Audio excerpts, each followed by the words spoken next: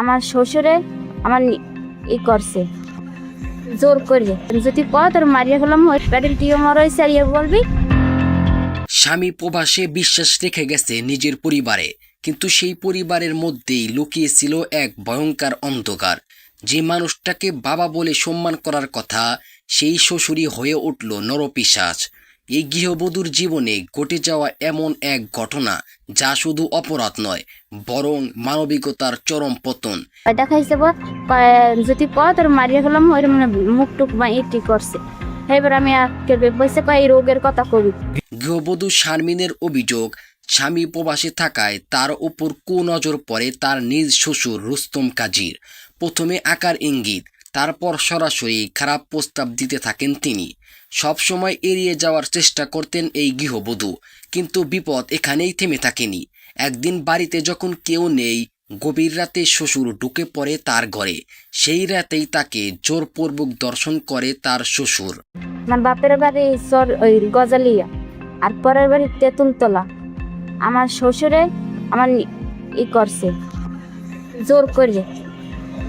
তারপর আমার শাশুড়ি এক সময় কুষ্টিয়ে গেছে পর তারপরে হে আইসি। তারপর এর সাথে আমি বলছি পর হে আমার কোনো প্রতিদিন কি করে নাই, কোনো কিছুই আমার খাইতে দেয় নাই। তারপর করতে করতে এরকম 3 মাস। এই ঘটনা শুধু এক রাতেই শেষ হয়নি, বরং এর ভয়াবহতা আরও বাড়ে যখন তিনি বুঝতে পারেন শ্বশুরের সন্তান তার নিজের গর্ভে। 3 মাসের গর্ভবতী সে। সেই সময় শ্বশুর নিয়ে যান হাসপাতালে বাচ্চা নষ্ট করার জন্য, কিন্তু রাজি হননি শারমিন। এরপর শুরু হয় নতুন নির্যাতন। শাশুড়িও যুক্ত হন এই চাপে।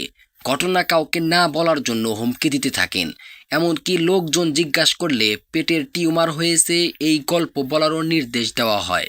3 মাস রাখলো। 3 মাস পর হাসপাতালে আমার ফলাইতে আইসে বল আমি সন্তান আমি ভালো মনে হয়। এবার ডাক্তারের লাগে কথা কইছি। তারপরে আমার বাড়ি এবার লইয়ে গেছে। এর মানে দর ভয় দেখাইয়া মারিয়ে ফেলাইবে করবে, আমার ভয় দেখাইছে অনেক। কারা দেখাইছে? আমার শাশুড়ি হ্যাঁ ভয় দেখাইছে। আমার টিউমার হয়েছে, পেটের টিউমার হয়েছে আর বলবি। এবার সবার লাগে কইছি পেটের টিউমার হয়েছে। এইবার তারপর এরকম করতে করতে 7-8 মাস গেছে। নিজের অপরাধ ঢাকতে শারমিনের নামে ছড়ানো হয় পরকীয়ার অভিযোগ। সুমন নামের এক যুবকের সাথে সম্পর্ক আছে বলে চাপ সৃষ্টি করা হয়, কিন্তু শারমিন স্পষ্ট জানিয়ে দেয় এসব সাজানো গল্প। অন্যদিকে প্রবাসী থাকা স্বামীকে জানানো হয় তার স্ত্রীর পেটে টিউমার হয়েছে। অপারেশনের কথা বলে নেওয়া হয় 20,000 টাকা। সময় হলে তাকে ভর্তি করা হয় একটি ক্লিনিকে, আর সেখানেই জন্ম নেয় একটি ফুটফুটে ছেলে সন্তান। জিজ্ঞাসা করি, আচ্ছা সুমন নামে একটা কথা নামে একটা ছেলের নামে কথা শুনছিলাম যে আপনার সাথে সম্পর্ক ছিল, আসলে এই বিষয়টা কি? হেরা ওই বানায় করি আমার করে কইতে আছে জন সুমনের দেয়, আমি সুমনের শুনি। আচ্ছা সুমন তো মানে আপনাদের বাড়িতে আসা যাওয়া করতো, আপনি তো বলছিলেন যে সুমন নাকি আপনার শাশুড়িকে ধর্ম মা ডাকছিল, এই কথা আপনি আমাদের সাথে বলছিলেন। আসলে এই বিষয়ে হ্যাঁ গো আনের দেশে আমি বলতে পারি না। হ্যাঁ গো আবিজবি খাওয়াইছে, হেরা বলতে পারি, আমি বলতে পারি না। সুমনের সাথে কি কোনো সম্পর্ক আছে কিনা? কিন্তু সবচেয়ে বড় ধাক্কা এরপরে আসে। শারমিনের অভিযোগ, সন্তান জন্ম নেওয়ার পরপরই তাকে কিছু না জানিয়ে লিপি নামের এক নারীর মাধ্যমে তার সন্তানকে বিক্রি করে দেওয়া হয়। নিজের সন্তান নিজের চোখের সামনে থেকেও হারিয়ে যায়। এরপর আর চুপ থাকেননি শারমিন। গলাচিপা থানায় মামলা দায়ের করেন। মামলা হওয়ার পরপরই পুলিশ আটক করে অভিযুক্ত শ্বশুর রুস্তম গাজীকে। একটি প্রশ্ন থেকেই যায়, একজন নারীর জন্য সবচেয়ে নিরাপদ জায়গা যদি তার নিজের ঘরই না হয়, তাহলে সে কোথায় যাবে? এই ঘটনার বিচার আদৌ কি সম্পূর্ণ হবে, নাকি এটাও হারিয়ে যাবে হাজারো ঘটনার ভিড়ে? একবারই যাইয়া এইবার আমি আইসে, আমার শাশুড়ি হয়েছে, আমার নন্দও হয়েছে। এইবার হ্যাগুলো কথাবার্তা কই আর আমার বোনের দ্বারা সব কথা কইছে।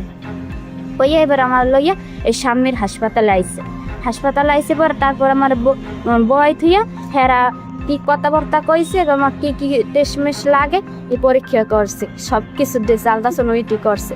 আলট্রাসাউন্ডের সামনে ডাক্তারে কইছে যেন তোমার ছেলে বাবু।